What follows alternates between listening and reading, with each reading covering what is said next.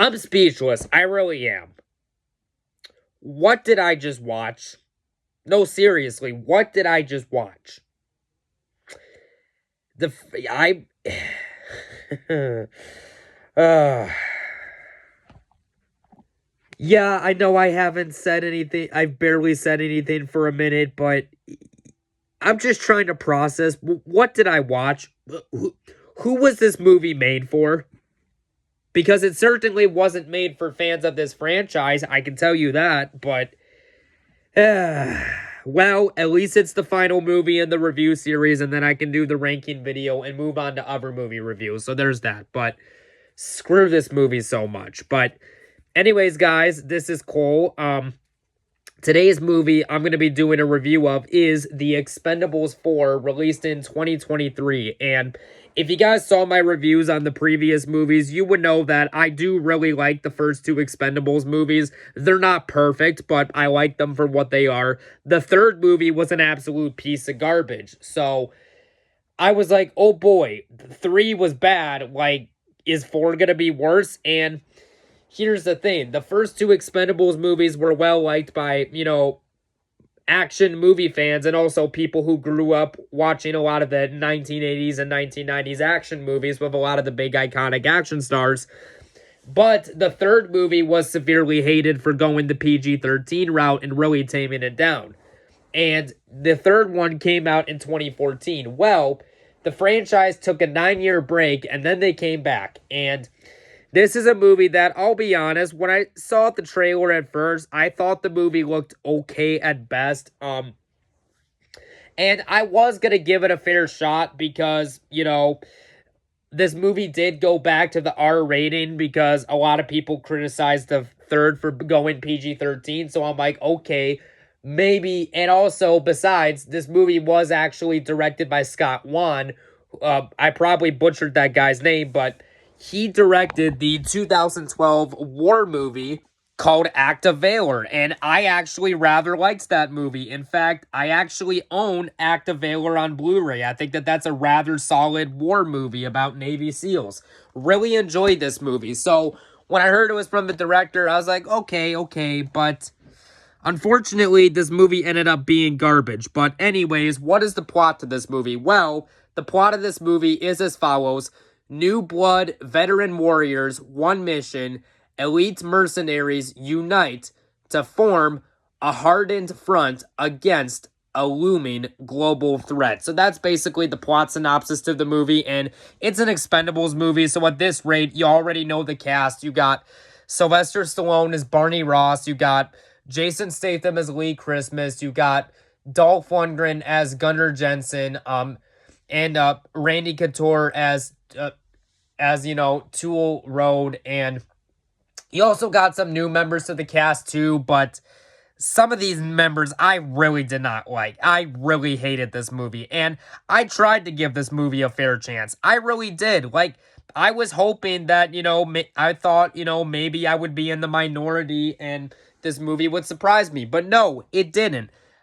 But I put this movie off for 3 years, mainly because I heard how bad it was. And you know what? I'm glad I did, because I finished watching this on Netflix and I absolutely hated it. I would never watch this movie again. I would never get it for my DVD collection. I mean, I'm not even a fan of Expendables 3, but the only reason I even own it is because I like the first two movies, and well, I had the first movie on DVD, but not the second one, and I wanted to get 2 on DVD. So this was like $10 for the 3-movie collection. So I was like, okay, that's not a bad deal, but yeah, I'm not getting that 4-movie collection because Expendables 4 was absolute garbage. But without further ado, let's get into my rant on this awful movie. But the movie starts off where we are introduced to a new character of the movie played by Iko Uwais, who is, I'll admit, is one of the only few positives to this movie, because now Iko Uwais, I know he was in the 2011 action movie, Indonesian action movie, The Raid Redemption, and the sequel, The Raid 2, which I have not yet seen those movies, but I have heard really good things about him. However, I did watch a movie with Ego Uasis from 2019 called Triple Threat, and Triple Threat is an action movie that I actually rather enjoyed. So he was one of the few positives in this steaming pile of garbage. But anyways, he kills he kills some people at the beginning and is basically trying to get a hold of some stuff, basically to start World War III. And not long after that, we cut to a scene where we meet up with Lee Christmas, played by Jason Statham, and who is basically riding his motorcycle to Barney Ross. I meant to say Barney Ross, played by Sylvester Stallone. He rides his bike to his friend's house, Lee Christmas, to basically visit him. And this is the part of the movie that I really do not like. We are introduced now. Apparently, he has a new girlfriend in the movie, played by Megan Fox, and I did not like Megan Fox in this movie. I thought her acting was terrible. I thought that she was very annoying and very bratty. Like, Megan Fox, I forget her character's name, but her character was so unlikable in the movie that I wanted the bad guy to win and get rid of her. Like, that's how unlikable of a character she was. Like, for example, there's a scene early on in the movie where Barney Ross and Lee Christmas are having a conversation, and not even a minute after she leaves the room, she comes back and she really interrupts, like, "Are you effing done yet?" Like, just such a very rude and condescending woman. And I'm like, ugh, I really hate this character. Like, ugh, I absolutely hated this character that Megan Fox played. Now, I do not blame Megan Fox. Now, I do not blame her. I do not necessarily blame her for this. Like, I blame more so the script on it. But still, I absolutely despised her character in the movie. And also, Barney Ross had a ring on his finger with, the skull ring on his finger. But it's at a bar, and, basically Barney Ross wants to get his ring back. But these people will not allow it. And basically, there's these Lee Christmas, played by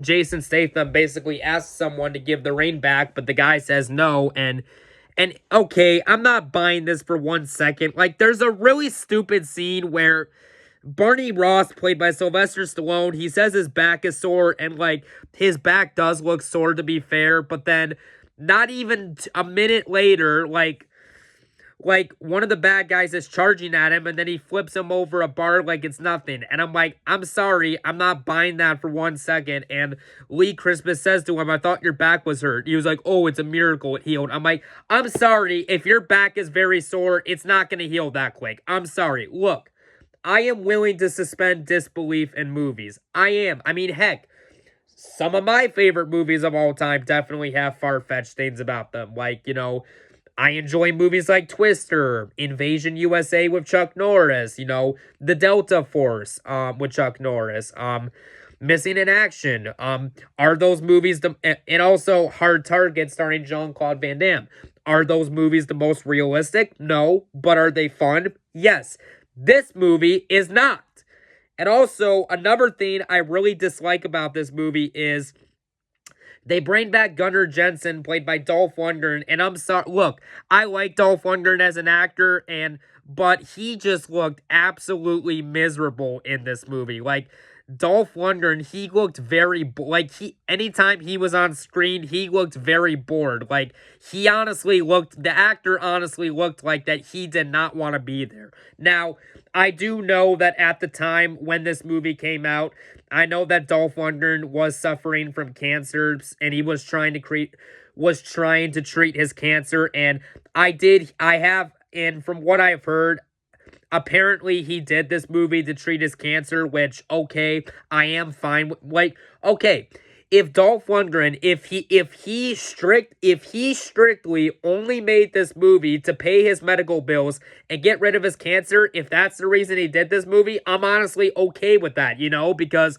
because your health is the most important part of your body, and Dolph Lundgren is cancer-free now, so I guess one good thing came out of this piece of crap movie, but still, like, he just looked absolutely miserable in this movie, and I don't know what it is, but, like, Dolph Lundgren's character, Gunnar Jensen, like, for whatever reason, he sucks at aiming in this movie. Like, in the first three Expendables movie, even the third one, as bad as it was, at the very least, Gunnar Jensen, played by Dolph Lundgren, he was a very good shot at getting his enemies on target. But most of the time throughout this movie, like, specifically early on, when he's trying to shoot at bad guys, he keeps missing. And I'm like, this is just embarrassing. Like, that's really the best way I can describe this movie is this movie is one big embarrassment. Like, yeah, this movie is just one giant embarrassment. And also, another thing, there's a scene about 28 minutes into the movie where, so remember how I said, Sylvester Stallone's character, Barney Ross, and Lee Christmas were fighting some people to get his reign back? Well, there's a scene about 28 minutes into the movie where basically the bad guy, played by Iko Uwais, shoots down the airplane that Barney's in, and the airplane crashes, and we see a dead body with Barney's finger on it. So we as the audience think that Barney Ross has died. And I'm like, really? You're really gonna do that to the main star of this franchise? How disrespectful. But of course, because Barney Ross dies, basically Lee Christmas, played by Jason Statham, apparently he can't be a part of the Expendables team anymore, according to a new leader or whatever, so he gets fired, and Megan Fox, who I thought was terribly miscast in this movie, gets to take over the team. And then there's a really stupid scene in the movie where there's a really stupid, cringy sex scene between Megan Fox and Jason Statham. I'm like, okay, I did not need to see that whatsoever. And again, my main problem is that there's also another member of the team. There's also two other members of the team who I thought were absolutely terrible in this movie. Like, no joke, you got 50 Cent as one of the Expendables. And I'm like, really? The rapper. You have 50 Cent as a new member of the Expendables team. I'm like, is this a joke? Now look, 50 Cent, I do not have anything against him personally, and I'm gonna admit, do I think 50 Cent, do I think he has made a couple of good songs? Of course. But that doesn't mean, just because you're good at music, that doesn't mean you're going to translate well to an actor. And I'm sorry, I thought he absolutely sucked in this movie. And I thought his acting was terrible. It was very bland. It just not very good at all. And so Megan Fox, like I said, she takes over the new Expendables team, and they have to go stop the bad guy, played by Iko Uwais. And there's a scene about 42 minutes into the movie where Lee Christmas, played by Jason Statham, he meets a character by the name of Tony. He meets a character who's actually played by Tony Jaa, who is honestly one of the only few redeeming factors to this piece of rubbish. And basically, he's like, you can't steal my boat. And basically, Lee Christmas, played by Jason Statham, says, I'm taking this boat, whether you want me to or not. And he's about to fight him, and he basically sees that, that Lee Christmas is wearing Barney Ross's finger. Not his finger, basically the, I don't know why I can't think right now. Basically, the ring that was on his finger with the skull on it. And he was like, wait a minute, why are you wearing that? And he says, Barney Ross is dead, and I need this boat to go after the people who killed him and stuff like that.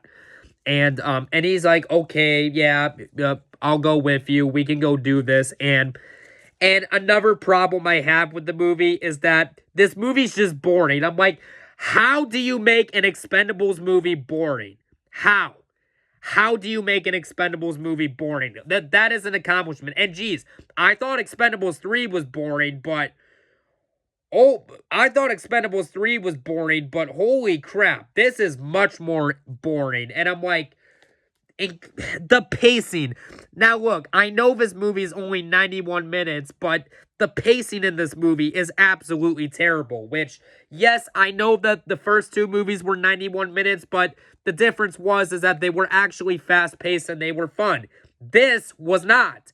And then we get the whole scene where Megan Fox and her new team of Expendables including 50 Cent, who I think is a terrible actor. They all start shooting up bad guys on the ship, and Lee Christmas, played by Jason Statham, he shows up with Tony Jaa, and they fight the bad guys, and then and again, like I said, the CGI is absolutely god-awful in this movie. Now, look, I'm gonna admit, the first two movies did not have the best CGI. I mean, heck, as much as I like the first Expendables movie from 2010, which I would say is the best movie in the series, that movie did not have the best CGI, but here's the thing.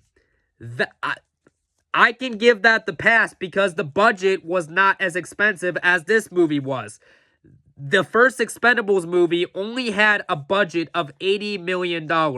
This movie has a bigger budget, and the big budget for this movie is $100 million. And I'm like, really? Like, I'm sorry, this movie came out 13 years after the original movie, and it has a higher budget, so there should absolutely be zero excuse for how bad this CGI is. There's absolutely no excuse whatsoever. And then, of course, Lee Christmas, played by Jason Statham, he basically has to stop World War III from happening and stuff like that, and he gets into a fight with the bad guy, played by Iko Uwais, and he does kill him with a knife, and and of course, there's the whole stupid cliche where we think that Lee Christmas, played by Jason Statham, we think he's gonna die, but he doesn't, and after that, Lee Christmas, played by Jason Statham, is about to fight one of the bad guys, who is played by Andy Garcia, who was one of the only few decent things about this movie. But guess what? He doesn't get to fight him, because guess what happens? A helicopter goes in and literally blasts him to bits, and we find out Barney Ross survived. And I'm sorry, the explanation they give to this movie, there is absolutely no way he would have survived that. Now, look, like I said, I like the first two Expendables movies. Were they the most realistic? No, but they were at the very least fun, and I could suspend the disbelief in those movies, but I cannot do it here because basically Barney Ross, played by Sylvester Stallone, he rescues Jason Statham's character, Lee Christmas, and he's like, wait a minute, Barney, but you died. And Barney's like, come on, let's get out of here, because they're on a ship and it's about to explode, but Barney Ross is in the helicopter and they shoot at the enemies and stuff like that. And Barney Ross basically gives the backstory. Barney Ross basically says to Lee Christmas, do you remember the guy who stole my rain that we were trying to get it back to, who I placed in the back of the airplane, back in the toilet of the airplane? Well, he basically gives the backstory that the guy who was in the bathroom stall of the airplane, he opened up the door and he basically put his own rain on this guy's finger, and basically strapped him in the chair and then escaped on a parachute, basically to fake his own death. And I'm sorry, the explanation they give is absolute BS. There's no way he would have survived that. And another thing, this is literally an innocent man that Barney Ross ended up killing. And I'm like, that is so scummy. Now look, I'm gonna admit, was the guy a bit of a jerk? Was the guy a bit of a jerk for not giving him back his reign? Yes. But did he deserve that? No, he didn't. And I'm like, that's again another selfish thing that Barney did. Like, I really hated this movie. Expendables 4, or the Expendables. Yeah, apparently this movie was so lazy that, unlike the previous Expendables sequels, where the Expendables 2 and the Expendables 3, they literally had the numbers at the end of the words, but no, apparently they got too lazy and they decided, we are going to put Expendables on the poster, but you remove the A with a 4, and I'm like, so the Expendables, I'm like, that is so stupid. No one is going to call it that. That's a stupid way, a lazy way to have your title. So yeah. Okay, before I end my rant on this awful movie, do I have any positives? Okay. Even though he doesn't have, even though he did look bored, Jason Statham as Lee Christmas, he does try the absolute best he can with the material he's given.